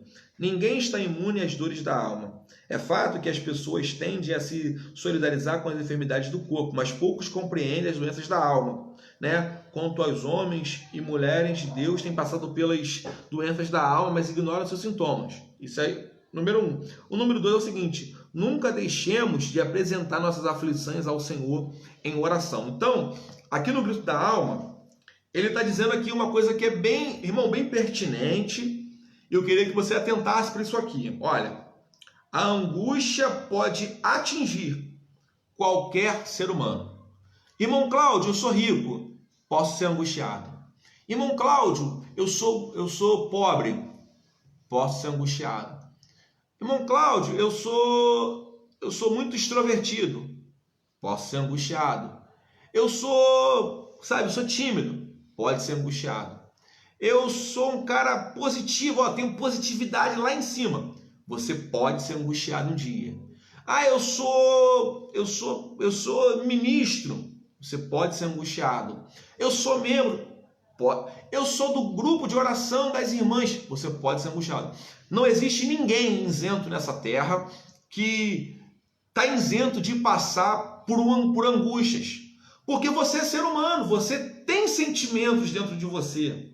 Então, se você tem sentimento, logo você pode passar por uma dificuldade. Agora, não significa, como eu falei anteriormente, que a angústia, ou seja, que você não vai ter auxílio nessas tuas angústias, nas tuas dificuldades. A Bíblia fala, muitas são as aflições do justo. Peraí, muitas são as aflições do ímpio? Não. Muitas são as aflições do justo. Ou seja, a nata da sociedade, a nata aqui, eu estou falando daquilo que há de melhor. Muitas são as aflições do justo, do que há de melhor. Mas mesmo assim o Senhor os livra de toda. Então, se o justo tem aflição, por que o ímpio não vai ter? Então aqui, quando ele coloca o justo, ele coloca um pacote. Que todos nós que fomos justificados por Deus, na condição de justificado, nós podemos ser afligidos por lutas, por dificuldades. Agora, essa é a primeira verdade. A segunda verdade é que nós não devemos deixar de apresentar as nossas aflições ao Senhor. E como é que eu faço isso, irmão Cláudio? Por intermédio da oração, por intermédio do clamor, por intermédio da súplica. Irmão Cláudio, estou angustiado e eu não confio de falar com ninguém. Irmãos, dobra o seu joelho em casa, se coloca no quarto e leva a Deus as suas orações. Eu me recordo que um dia eu estava indo para o curso de manhã e afligido, acordei de manhã angustiado, chateado com coisas da vida, porque eu sou um ser humano, e eu entrei no carro, comecei a dirigir para o curso, tá? Quando chegou perto de Madureira, eu fui orando dentro do carro, o carro todo fechado, eu fui orando em voz alta, falando com Deus. Quando eu parei para olhar, eu estava todo molhado de tantas lágrimas que elas saíam do meu rosto, e eu chorando, e eu me recordo que naquele momento eu falava, Senhor, me ajuda, Senhor, me ajuda, Senhor, me ajuda, porque parece que eu estou sucumbindo, Senhor, me ajuda. E eu me recordo que depois que eu chorei, que aquilo tudo saiu, parece que saiu um peso da minha alma. E eu fui para o curso tranquilo, cheguei em casa sorrindo, como se nada tivesse acontecido. Então, existem remédios, né, vamos dizer assim, constitucionais que Deus nos dá. E um deles é a oração. Não deixe de apresentar a Deus as tuas dificuldades. Não deixe de apresentar a Deus as tuas fragilidades, as tuas fraquezas, ok? Porque às vezes, irmãos, você está tão se sentindo pressionado, parece que vai explodir. Quando você coloca diante de Deus, parece que é um alívio na tua alma. Jesus falou, vinde a mim, todos vós que estáis cansados e sobrecarregado, e eu vos aliviarei. Poxa, irmãos, olha o que Jesus se propõe a fazer por nós. Vinde a mim. Olha, isso aqui não é só para o ímpio, não. Vinde a mim, você que é crente, que está angustiado, vinde a mim. E, lança sobre mim as suas dificuldades, as suas tristezas. Aqui, no tópico anterior, está dizendo que muitos crentes estão passando por enfermidades da alma, né? E esse é um campo que eu confesso que ainda é um campo um pouco, difícil de nós, agirmos, nós, até mesmo dar um conselho, o pastor que está assistindo, o evangelista, os irmãos que fazem parte do ministério, sabe a dificuldade que muitas vezes é você aconselhar um jovem, uma irmã que está passando por uma enfermidade, por uma depressão, por uma angústia. Eu confesso que é um campo ainda que nós estamos estudando.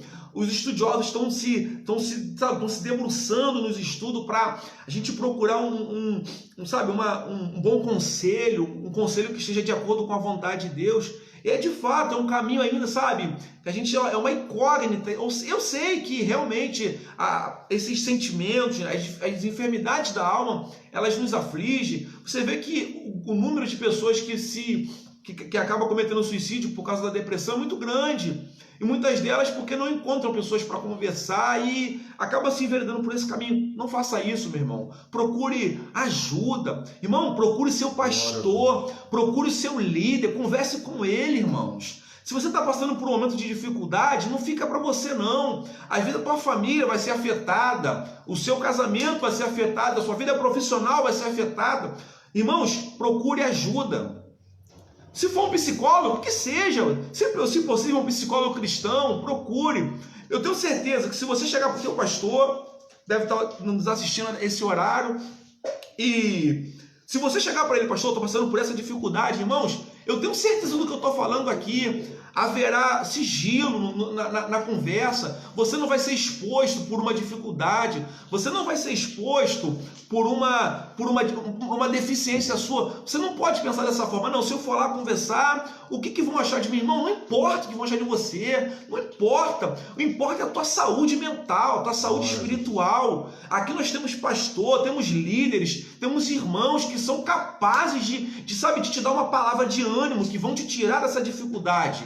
Ou seja, agora, é claro que o pastor vai analisar o teu caso com calma, os evangelistas, e se de fato o teu problema ali for patológico, vai te encaminhar para um psicólogo, para um psiquiatra, e assim você vai procurar o caminho, mas não deixe de levar a Deus, de procurar a tua liderança espiritual. Às vezes o teu líder já passou por o que você está passando, e quando você chegar nele, o que ele vai te falar vai te dar um norte, vai muitas vezes, abrir o teu horizonte, ok? Então não faça assim, não fique em casa, não se feche no seu mundinho e acha que ninguém está aí preocupado contigo, não. Nós somos um corpo. Eu, irmão Cláudio, me preocupo com você. O evangelista que está aqui se preocupa com você. O pastor Sidney, missionário do céu, se preocupa com a sua saúde. Então procure a liderança, procure ajuda, ok, irmãos? Fica sozinho não, Jesus te ama. Lembre-se sempre disso. Vamos lá, tem mais 5 minutos. Os sintomas da aflição. O Salmo 77 revela diversos sintomas das aflições. Não querer ser consolado é um sintoma, tá? Só para você saber. Você não querer ajuda é um sintoma de que você está aflito, ok? Isso demonstra claramente que você não vê a solução para o seu problema. É por isso que eu falei, procure ajuda.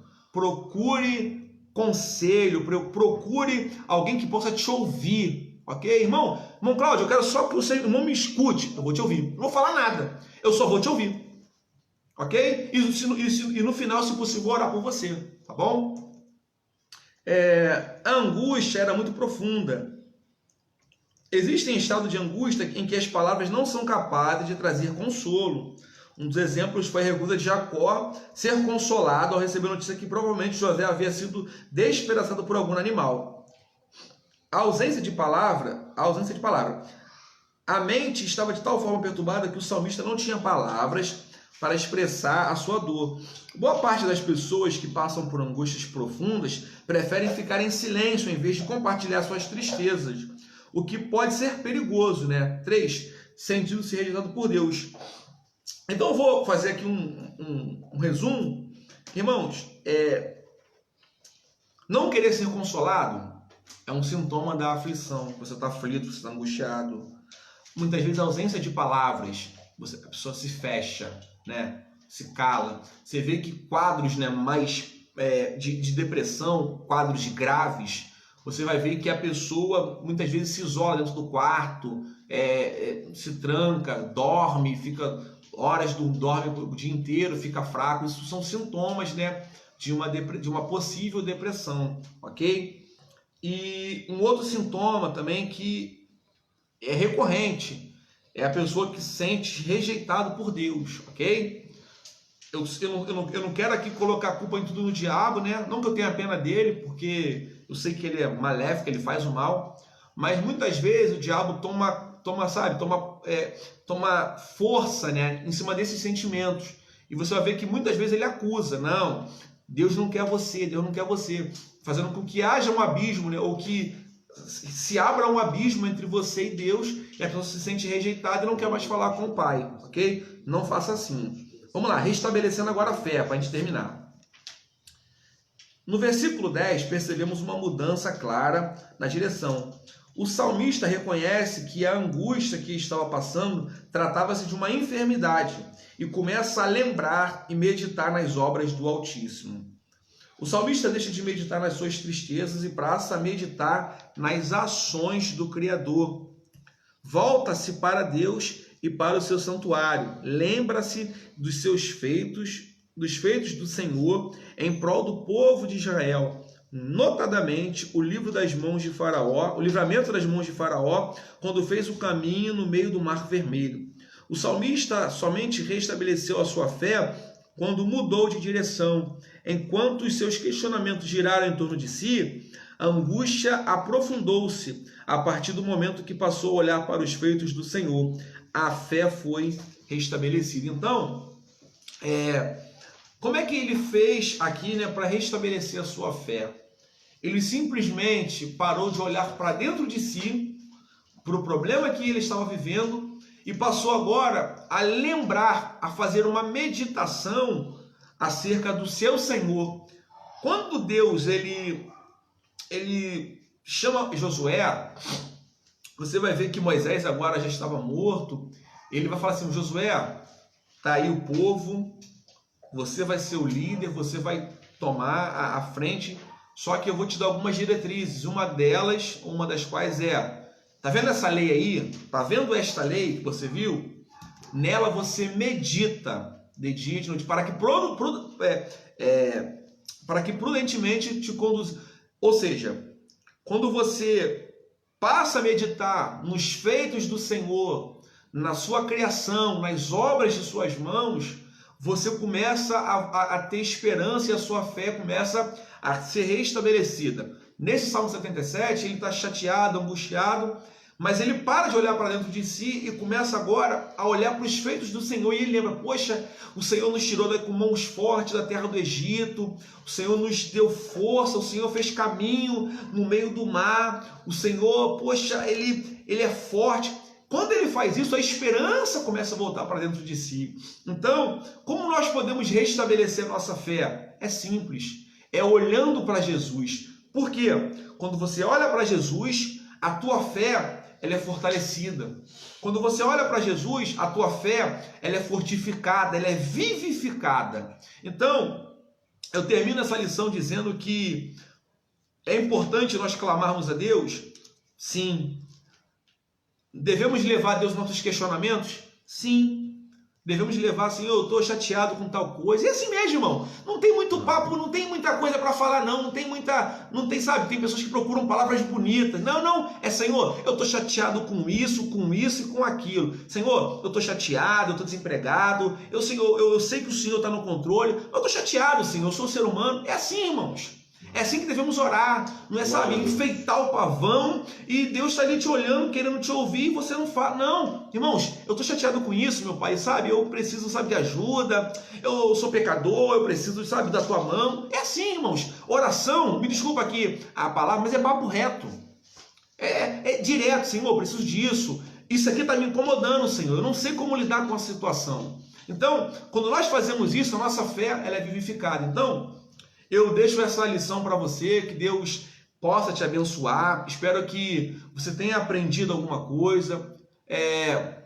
Espero que essa palavra, nesse domingo, possa alimentar os irmãos, possa aumentar, a vossa fé. Eu agradeço a Deus por essa grande oportunidade, tá? Que Deus possa abençoar os irmãos. Lembrando, os irmãos que tiverem dúvida, podem comentar aí no vídeo aí, ou pode chamar a gente no zap, ou encaminhar a pergunta para o evangelista Wellison, que provavelmente ele vai responder, ou eu respondo, senão a gente vai procurar o nosso escalão superior, o nosso pastor, e você não vai ficar sem assistência, tá bom, meu irmão? Deus te abençoe, a tua casa, a sua família, tamo junto, para o que der e vier, tá bom? Deus abençoe em nome de Jesus, ok?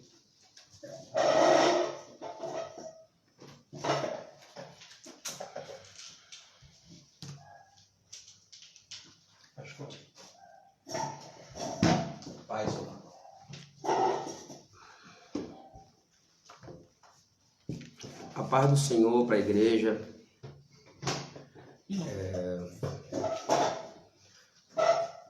Como eu disse na lição anterior, hoje eu só daria a lição 8, Aí Agora eu consigo encaixar essa lição em 30 minutos, né? Que é o tempo que eu tenho, que eu sempre estava ultrapassando para resumir. Mas agora eu vou conseguir dar em nome de Jesus, tá bom? Lição 8, que tem por título: A minha paz vos dou. A minha paz vos dou. É o tema dessa lição. E tema esse que eu vou trazer aqui para os irmãos algumas diferenças de paz, né? A paz que o mundo te dá, a paz que Cristo te dá e a paz que você tem com Deus por meio de Cristo. Amém? Vamos ler aqui a introdução dessa lição, né? Antes eu quero ler aqui o objetivo da lição. Deixa eu ler aqui com os irmãos. O objetivo da lição: entender sobre a promessa de paz que Cristo ofereceu. Objetivo 2, compreender que a paz de Jesus é diferente da paz do mundo. Objetivo 3, compreender que Jesus oferece sua paz a todo aquele que desejar, né? Vamos ler aqui agora a introdução. O texto de referência está em Filipenses 4, do versículo 4 ao versículo 9, tá bom? No decorrer da lição, nós vamos abordar esse versículo aqui que será necessário, tá? A introdução vai dizer assim: em tempos onde as mídias e manchetes diárias se destacam a violência desenfreada e o elevado índice do desamor, a humanidade busca pela paz. A ansiedade e o estresse tomaram conta da vida de muitos, buscando pela paz que somente Cristo pode dar, né? O ponto-chave é: a paz que Jesus dá enche-nos de certeza e confiança de que ninguém é capaz de nos separar do amor de Cristo. É uma passagem que também vamos abordar no decorrer da lição. Tópico 1. O que é paz? Paz é uma palavra de pequena grafia, mas com um valor tão imenso. Muitos a procuram, porém poucos a têm achado. Paz, segundo o dicionário, significa ausência de conflitos. Tranquilidade, estado de calmaria, sossego, ausência de inquietação. A paz de Cristo nos leva a gozar de momentos tranquilos, independente das circunstâncias que nos cercam. Olha o que essa lição está nos dizendo: que a paz de Cristo, ela não é ligada às situações terrenas. Por quê? Porque a paz que Cristo nos proporciona é sob qualquer circunstância, seja ela terrena, como eu disse. Por quê? Porque a paz que Cristo nos dá, ela é inabalável. Ou seja, ela não se desestabiliza por qualquer circunstância terrenas. Ela é estável. E por ser estável, ela te dá confiança e certeza e convicção do Deus que você serve. Ela não é ancorada a esse mundo que vivemos. A paz de Cristo, ela excede todo o entendimento. Por quê? Porque ela não é uma paz gerada de fora para dentro. Logo, não sendo de fora para dentro, nada que você possa conquistar nesse mundo vai te dar paz. Nós temos o costume, algumas pessoas têm o costume de acreditar que quando você conquista riquezas, bens, algumas coisas que possam te dar tranquilidade, faz com que você possa confundir a paz com conforto. Conforto é uma coisa. Por quê? Porque o conforto, ele vai ser gerado no decorrer da sua vida, conforme você vai conquistando os seus bens materiais aqui na Terra. Talvez algumas pessoas que alcançam tal conforto não se desgastam da mesma forma que eu e você nos desgastamos nos dias, né, que se passam. Mas não, a paz que Jesus te dá, ela vai muito além do que esse mundo pode te proporcionar. É por isso que ela não é de fora para dentro, ela é de dentro para fora. Como isso, Jonathan? A partir do momento que você conhece a Jesus e ele passa a morar dentro de você, essa paz, ela passa a emanar de dentro para fora. Muitas pessoas, a gente vê nos noticiários, conforme disse aqui essa introdução, as mídias têm propagado muitas violências diárias. Pai matando filho, filho matando pai, um assalto que, infelizmente, uma criança, ela vem a óbito, um assalto com um pai de família, trabalhador, ela vem a óbito. Por quê? Porque a palavra também diz que, por multiplicar o pecado, o amor de muitos esfriaria. E você vai ver que no decorrer dos anos e dos dias, as coisas têm se tornado de mal a pior. Por quê? Porque essas pessoas não têm dentro de si a paz que Cristo dá. Elas procuram de forma errada, elas procuram aqui fora conquistar essa paz. Até que o momento que você conhece Jesus e ele mora dentro de você, você percebe que a paz ela não vem de fora para dentro, mas Cristo te mostra essa paz de dentro para fora. A paz do mundo. Desde os primórdios, existe uma busca desenfreada no mundo para se adquirir a paz. Já que vivemos em uma humanidade marcada por violência e tragédia, massacres, intolerância e maldade, tais fatores transformam a busca pela paz em uma necessidade, diária para muitas pessoas.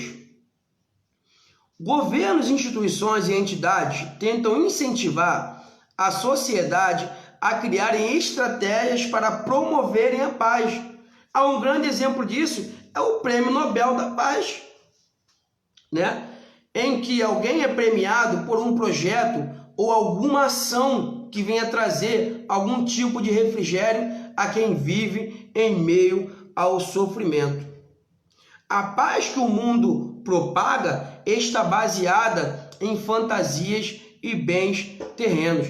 Por que a paz que o mundo propaga está baseada em fantasias e bens terrenos? Porque a humanidade, aqueles que ainda não se achegaram a Cristo, não conheceram a Cristo, eles acreditam que eles vão conquistar essa paz conquistando as coisas terrenas. Por quê? Porque essa paz terrena, ela é dependente. Dependente de quê, Jonathan? De pessoas e situações. Uma vez que as pessoas, às vezes, passam a falar mal de você, as pessoas passam a caluniar você, as pessoas passam a perseguir você, você pode perder a sua paz. E quando essa paz é perdida, você conhece que essa paz não é de Cristo. Por quê? Ela é instável e se desestabiliza. Quando essa paz é dependente, ela é ancorada a esse mundo, ela é momentânea. Ela vai para onde o vento sopra. E qualquer coisinha que você pode passar, você perde essa paz. Por quê? Essa paz, ela não foi gerada por Deus. Essa paz, ela é momentânea porque ela foi gerada pelo mundo. Ela é ancorada a esse mundo. E por ser ancorada a esse mundo, ela é limitada. Ela é uma paz que qualquer coisinha que o mundo possa te combater ou te bater de frente, ela pode ser perdida. É por isso que a paz de Cristo, ela difere da paz que esse mundo pode te proporcionar. Por quê? Porque essa paz terrena, ela se manifesta quando tudo vai bem.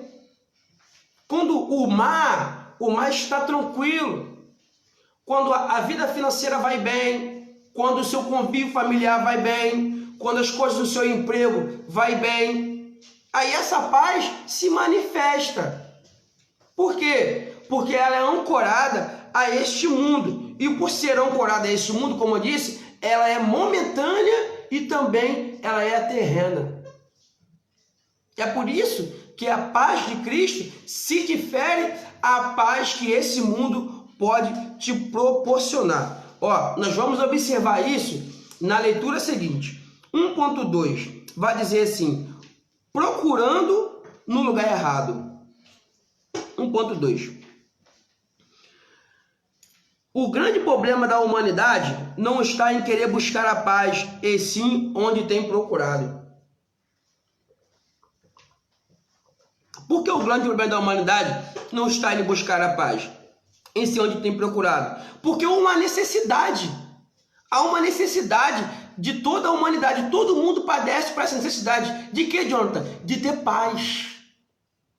Por quê? Porque os momentos que às vezes nós passamos nesse mundo faz com que essa paz seja necessária para que nós venhamos a ter descanso, para que você venhamos a ter um refrigério da parte do Senhor. Nós necessitamos dessa paz, mas o problema é que a humanidade tem procurado essa paz em lugares errados. Não é o luxo que vai te trazer essa paz. Não é as suas conquistas que vai te trazer essa paz. Porque nada desse mundo vai te proporcionar a paz que Cristo pode te proporcionar. Essa paz que o mundo te dá, ela tem o seu dia e hora para acabar. Tem seu prazo de validade. E ela, por qualquer momento, qualquer coisa que você possa passar, ela se desestabiliza, como eu disse. O homem tem tentado alcançar o tempo de calmaria e tranquilidade para a sua vida, buscando pautar a sua paz em dinheiro, patrimônio e relacionamentos. Quantas pessoas você conhece às vezes que vai passando de relacionamento a relacionamento, tentando procurar uma paz em relacionamentos, mas não é o relacionamento que vai te proporcionar a paz. Não, Cristo quer plantar essa paz dentro de você. Cristo quer implantar essa paz dentro de você. A partir do momento que você tem uma vida com Cristo e você conhecê-lo, você vai perceber que a paz você não vai achar a outra, você vai achar em você. Em você tem que ser essa paz, porque a partir do momento que você encontra essa paz em você, faz com que você venha ter paz em qualquer lugar e em qualquer circunstância, seja ela adversa ou não. Entre outros, porém, mesmo os adquirindo, continuará da mesma forma. Por quê? Está procurando no lugar errado. Com as mesmas ansiedades e medos e preocupações, pois estão procurando soluções temporárias para problemas espirituais. Aqui mora o problema. Por quê? Porque a gente não pode achar que os problemas que a gente passa nessa vida, ela pode ser sanada com a paz que o mundo te dá. Por quê? Porque ela é temporária. E os problemas espirituais, elas são resolvidas de forma espiritual. É você alcançando a paz que Cristo pode te dar. É que você vai vencer e entender que nesse mundo tudo passa. Tudo vai passar.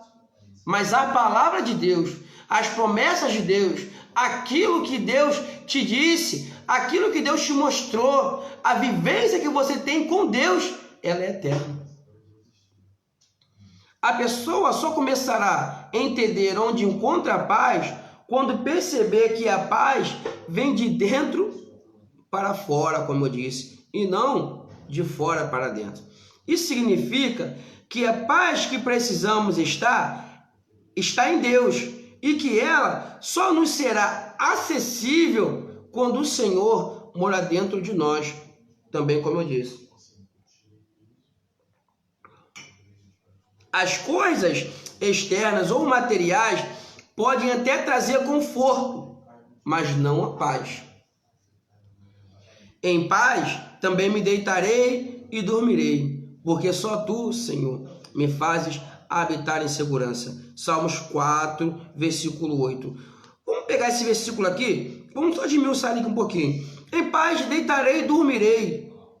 Por que deitarei e dormirei? Quantas pessoas você conhece que até conseguiu obter hoje um conforto porque alcançou riquezas e bens, mas ao deitar sua cabeça no travesseiro, tem conforto, mas não consegue dormir.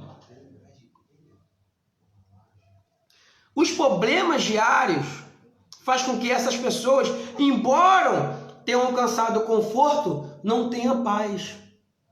Por quê? Porque essa paz, ela não emana de fora para dentro, como eu disse. Ela vem de dentro para fora. Então não são os seus bens, não são a sua conquista que vai fazer você dormir com tranquilidade. Um dia ou outro, você vai dormir. Mas quando você dorme com Cristo no seu coração, independente dos problemas diários que esse mundo terreno possa te proporcionar, faz com que você venha ter um sono tranquilo. Porque a paz de Deus faz com que você venha repousar com tranquilidade. A paz de Cristo. Tópico 2. A paz de Cristo é diferente da paz que o mundo oferece. A essência dessa paz é diferente, pois enquanto uma paz terrena tenta trazer conforto para o homem através da ausência de problemas, a paz de Cristo nos traz tranquilidade e serenidade, mesmo em meio às adversidades. Eu até anotei aqui, numa colinha que eu fiz, Lucas, capítulo 8, no seu versículo 22 ao 25. Vou ler bem rápido aqui, para que você venha conhecer a paz que Cristo lhe proporciona. 8, 22 ao 25. E aconteceu que num daqueles dias entrou no barco com seus discípulos e disse-lhes: passemos para outra banda do lago, e partiram. E navegando eles, adormeceu o Senhor. E sobreveio uma tempestade de vento no lago, e o barco enchia-se de água, estando eles em perigo. E chegando-se a ele, o despertaram, dizendo: mestre, mestre, estamos perecendo. E ele levantou-se, repreendeu o vento e a fúria da água, e cessaram, e fez-se bonança. E disse-lhe: onde está a vossa fé? E eles, temendo, maravilharam-se, dizendo uns aos outros: quem é este que até o vento e o mar lhes obedece? Olha essa situação que os seus discípulos hoje, representados pela sua igreja, estavam passando. Eles estavam no barco, a mando do mestre. E ao entrar no barco, o mestre repousou no barco. Porém, a tempestade se levantou e os seus discípulos se atemorizaram. Com o quê? Com aquela situação. As circunstâncias que eles estavam vivendo fez com que os seus discípulos entrassem em desespero. Mas perceba que dentro do barco, dentro daquela situação adversa, estava um que estava dormindo. Esse era Jesus.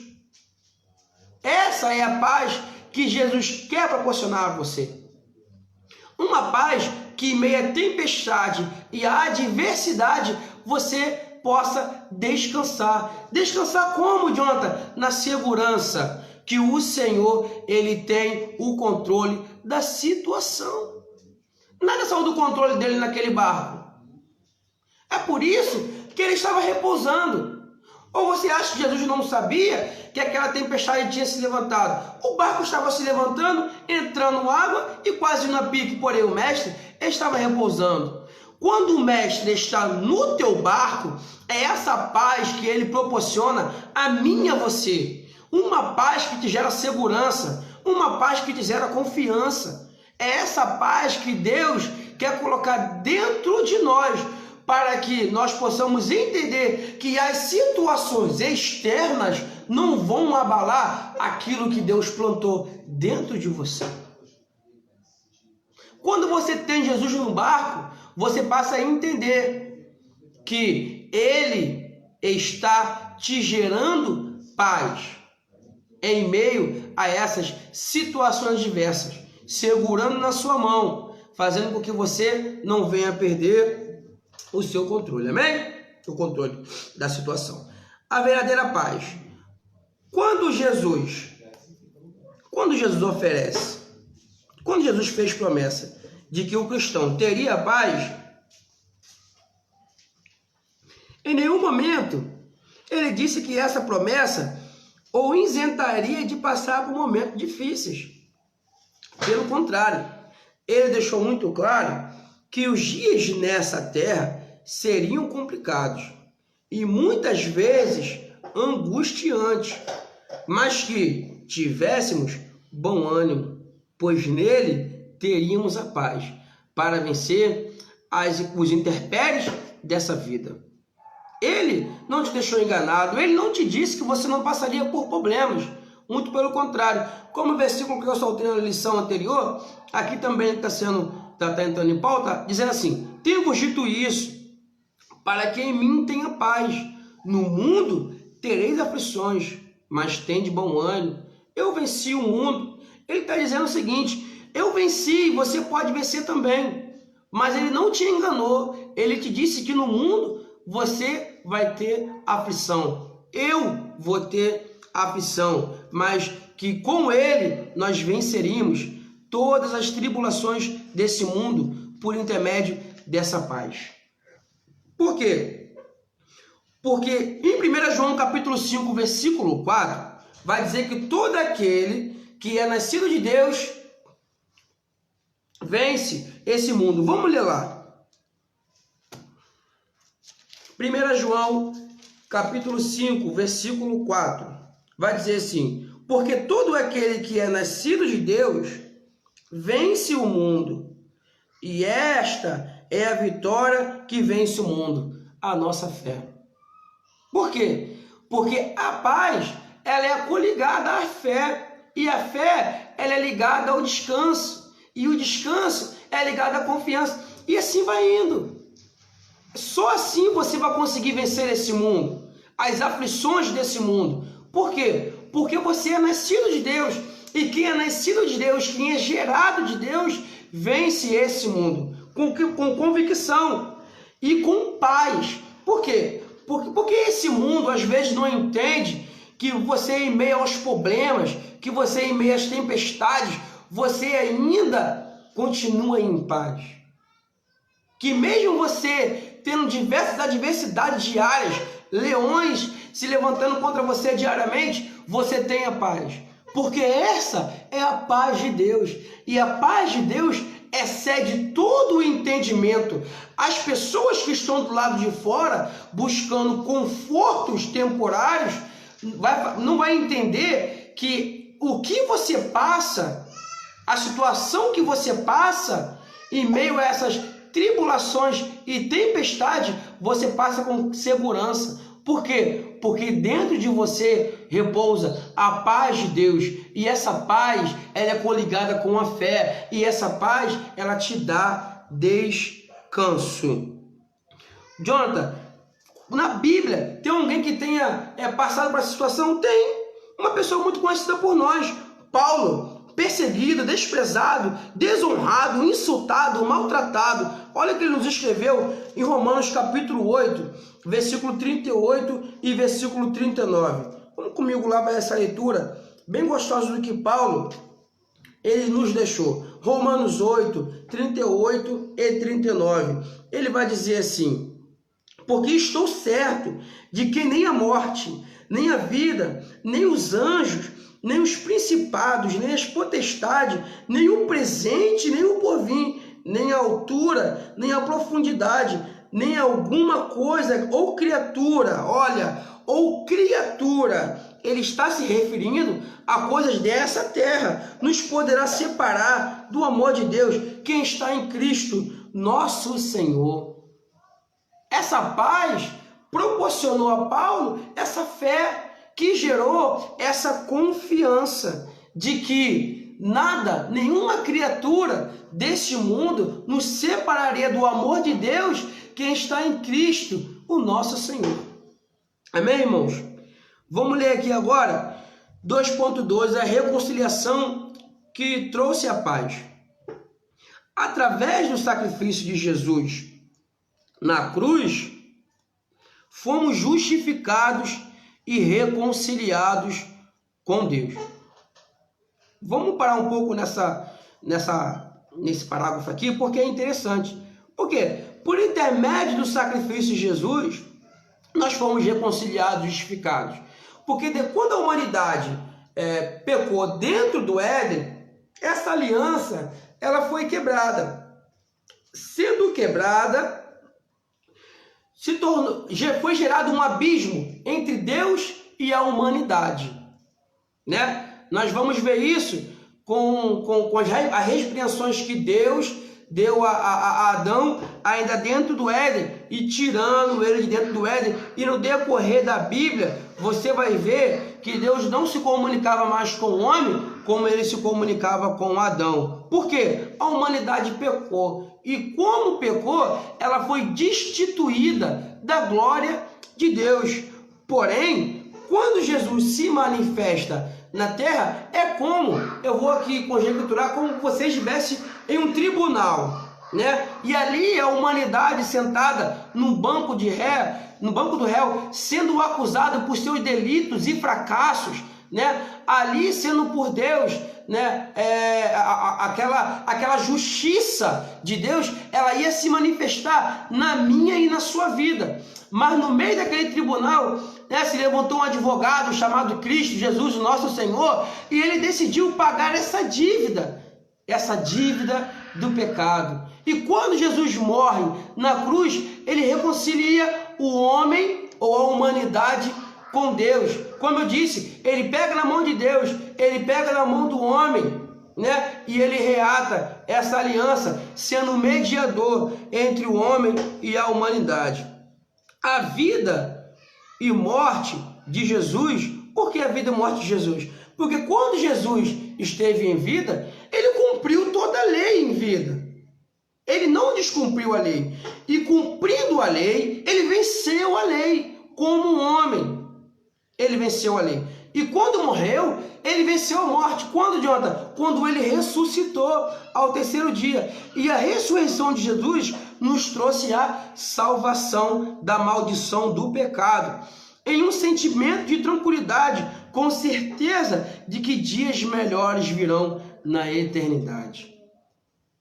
Esta é a verdadeira paz, aquela que não nos deixa desesperados em meio à tempestade e que não nos derruba em meio à crise. A paz que Jesus nos enche de confiança de que ninguém é capaz de nos separar do amor de Cristo. Porque estou certo de que nem a morte, como li, nem a vida, nem os anjos, nem os principados, nem as potestades, nem o presente, nem o porvir, nem a altura, nem a profundidade, nem alguma outra criatura nos poderá separar do amor de Deus que está em Cristo Jesus, o nosso Senhor, né? Um reino de paz. O reino de Deus que está entre nós proporciona a seus discípulos um gozo nesta vida, mas a consumação desse ideal de vida teremos ao chegar no céu, né, irmão? É lá no céu que nós vamos alcançar essa paz eterna. É lá no céu que nós vamos alcançar essa paz eterna, quando nos encontrarmos com Cristo, o nosso Senhor, quando vencermos as tribulações desse mundo, assim como Cristo venceu, assim como seus discípulos venceram, né? Assim como os profetas venceram as tribulações desse mundo e alcançaram a paz eterna que está com Cristo, o nosso Senhor, né? Vamos ler aqui 3.2 para concluirmos essa lição. Além da nossa compreensão, a paz de Deus excede todo o entendimento humano, como eu disse. Esta é a verdadeira paz, que é um dom divino, o qual reflete o próprio amor de Deus, que lhe é por atributo. A paz que Jesus nos prometeu e nos ofereceu por amor é muito além da nossa compreensão. Esta paz não nos ausentará dos problemas diários, como eu disse, mas ela nos proporcionará tranquilidade e gozo na alma e a certeza de que nele estaremos protegidos e guardados, independente das circunstâncias em que estejamos vivendo. É a paz de Deus que excede todo entendimento, guardará os vossos corações e os vossos sentimentos em Cristo nosso Senhor. Né? Essas aqui são as palavras de Paulo, né? Se despedindo ali na carta aos Filipenses, né?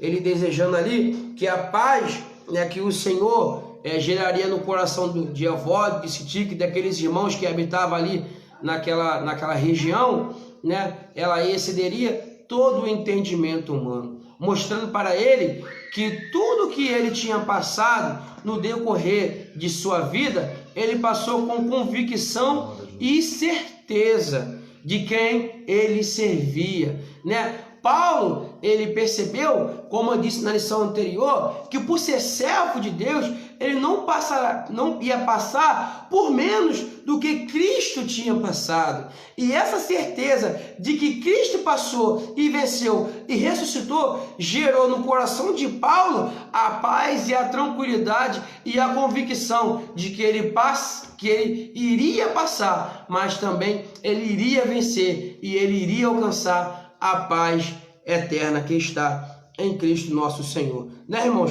Aqui eu fecho essa lição, deixando claro para mim e para você, irmãos, que as situações desse mundo, ela não pode desestabilizar a paz que Deus colocou dentro do seu coração. Deus, ele quer nos ensinar e ensinar a mim e a você nesta lição que a paz que ele implantou dentro de você, ela não é coligada com esse mundo, não. A paz que Deus colocou dentro de mim e você é muito além disso. Ela foi gerada para que eu e você venha passar as tribulações desse mundo com segurança, com certeza e com convicção de que quem nos guarda não é o homem, mas é o Senhor que está comigo e contigo todos os dias, né? Ele nos deixou o Espírito Santo para que ele possa trazer em nossas memórias as palavras que ele tinha dito, conforme está escrito lá em João, né? Porque as palavras de Deus em seu coração iam te gerar segurança e paz. Fique com essa palavra, que a paz de Jesus Cristo, ela possa repousar no meu e no seu coração, na minha e na sua casa, amém? Assim eu agradeço a minha oportunidade, aqui eu acredito que eu cumpri meus 30 minutos, agradeço dos presentes que assistiram essa aula, amém, irmãos? Eu agradeço a minha oportunidade, em nome de Jesus. Glória a Deus. Glória a Deus. Graças a Deus. Graças a Deus, chegamos ao término, né, dessa aula. Que Deus possa abençoar, né, o nosso evangelista Wellison, o nosso irmão Jonathan Mello, né, que foi o ministrante agora nessa segunda etapa. Vamos orar então, irmãos, lembrando que às 6 horas nós estaremos ali na igreja, terá novamente a live. Você que está em casa acompanha, fica atento. Se for possível, coloque seu telefone para despertar, né, 10 minutos antes, para que você possa estar acompanhando, né, ali o culto de logo mais, tá? Vamos orar em nome de Jesus. Senhor nosso Deus e Pai, graças te damos, Senhor, por esta manhã, o qual podemos estudar, Senhor, a Tua palavra.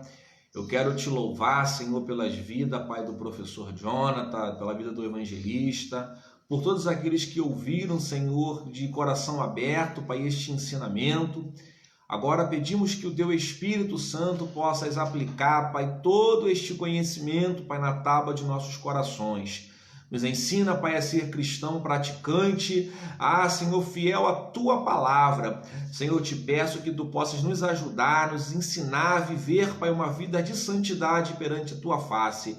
Eu te rendo graças, Pai, logo mais nos dê um culto abençoado, Pai, em Tua presença. Fica conosco, nós te oramos e já te agradecemos em nome de Jesus. Amém. Fique com Deus, meu irmão.